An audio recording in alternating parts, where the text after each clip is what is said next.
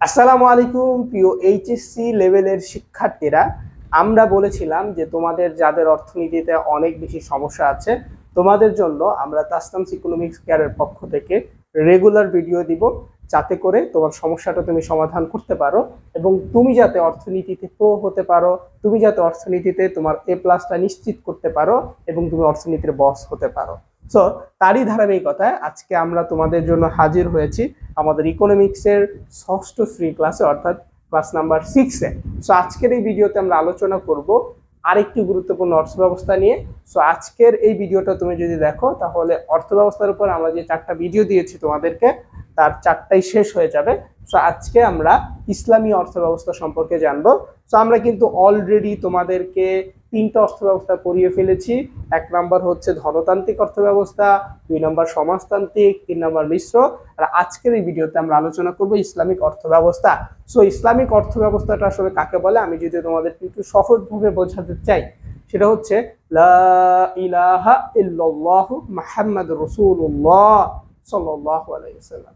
So আমরা যদি এই জিনিসটা লক্ষ্য করি তাহলে আমাদের ইসলামী অর্থব্যবস্থা সম্পূর্ণ হয়ে যাবে। কিভাবে? লা ইলাহা ইল্লাল্লাহ মানে আল্লাহ তাআলাকে বোঝানো হচ্ছে, এবং মুহাম্মাদুর রাসূলুল্লাহ সাল্লাল্লাহু আলাইহি ওয়াসাল্লাম এর মানে হযরত মুহাম্মদ সাল্লাল্লাহু আলাইহি ওয়াসাল্লামকে বোঝানো হচ্ছে, তাই না? সো লা ইলাহা ইল্লাল্লাহ দ্বারা হচ্ছে আল্লাহ তাআলা এবং মুহাম্মদ সাল্লাল্লাহু আলাইহি ওয়াসাল্লাম দ্বারা মুহাম্মদ সাল্লাল্লাহু আলাইহি ওয়াসাল্লামকে বোঝানো হচ্ছে। তাহলে যে অর্থব্যবস্থায় আল্লাহ তাআলার হুকুম এবং নবী করিম সাল্লাল্লাহু আলাইহি ওয়াসাল্লামের দিক নির্দেশনাগুলো কি হয়, মেনে নিতে হয়, বা যেগুলোর মাধ্যমে অর্থব্যবস্থা পরিচালিত হয়, সেই অর্থব্যবস্থাকে বলা হচ্ছে ইসলামী অর্থব্যবস্থা। তাহলে তোমরা বুঝতে পারছো, যেখানে আল্লাহ তাআলার হুকুম থাকবে এবং হযরত মুহাম্মদ সাল্লাল্লাহু আলাইহি সাল্লামের কি থাকবে, দিক নির্দেশনাগুলো থাকবে, সেটাই হচ্ছে ইসলামী অর্থব্যবস্থা।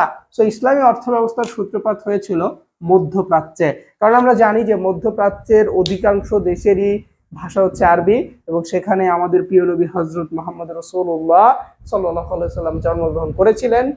সো সেই ক্ষেত্রে আমরা বুঝতে পারছি যে এখানেই ইসলামী অর্থব্যবস্থাটা কি হয়েছে।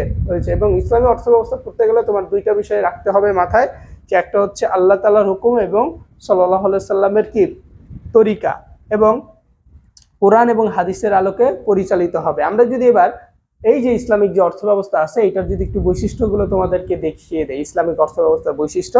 সো এখান থেকে তোমার পরীক্ষা 1 নম্বর আল্লাহ তাআলার হুকুমের মাধ্যমে পরিচালিত হবে। সো 1 নম্বর বৈশিষ্ট্য হচ্ছে এই অর্থব্যবস্থা অবশ্যই আল্লাহ তাআলার হুকুমে পরিচালিত হবে। দ্বিতীয়ত সকল কিছুর মালিকানা একমাত্র আল্লাহ তাআলার, এইটা তোমার বিশ্বাস রাখতে হবে। এবং তৃতীয়ত মুহাম্মদ সাল্লাল্লাহু আলাইহি সাল্লামের নির্দেশে পরিচালিত হবে এবং কোরআনের আলোকে পরিচালিত হবে, হাদিসের আলোকে পরিচালিত হবে।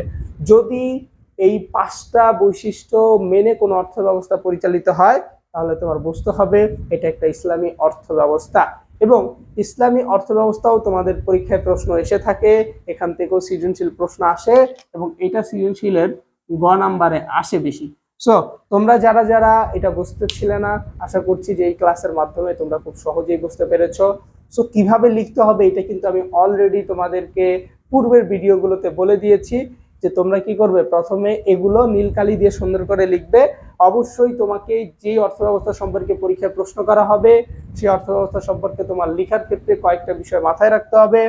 1 নাম্বার হচ্ছে অবশ্যই তোমাকে প্রথমে নির্দেশ করিয়ে দিতে হবে যে এটা হচ্ছে ইসলামী অর্থব্যবস্থা, উদ্দীপকের সাথে মিল দেখাতে হবে। 2 নাম্বার হচ্ছে যে অর্থব্যবস্থা লিখবো সেই অর্থব্যবস্থার অবশ্যই সংজ্ঞা প্রদান করতে হবে, এবং 3 নাম্বার হচ্ছে বৈশিষ্ট্যটা লিখতে হবে। সেগুলো লিখলে ইনশাল্লাহ আমাদের 3-এ 3 পাওয়া সম্ভব। এবং তোমরা যারা অর্থনীতি নিয়ে অনেক বেশি প্যারায় আছো, কোনোভাবেই কি করতে পারছো না, অর্থনীতির সমস্যা দূর করতে পারছো না, বা তুমি এইচএসসি 25-এ পরীক্ষা দিবে বা 26-এ তুমি হচ্ছে নতুন ভর্তি হয়েছো, তুমি বুঝতেই পারছো না যে কিভাবে তোমার সমস্যা সমাধান করবে, তো তুমি চাইলেই আমাদের A+ কোর্সে ভর্তি হতে পারো, যেখানে ভর্তি হলে তুমি নিশ্চিত তোমার A+টা নিশ্চিত করতে পারবে।